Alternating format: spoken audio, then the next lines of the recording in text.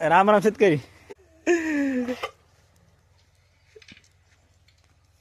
असं करावं लागतंय. उगन माय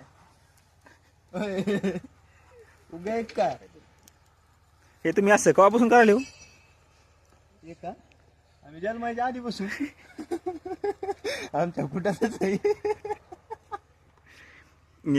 शेळ्या कधी घेतल्या तुम्ही या? ह्या होय का काळी का पांढरी? ही पांढरी. ही होय ही घरचीच आहे ती निळी. आणि त्याला खायला किती टाइम टाकता? तिला होय तिला सकाळून एक आणि दुपारून एक. पाणी पाणी नाही पाणी हवदा म्हणून त्याच्यात. हे काय हिरवं हिरवं हे?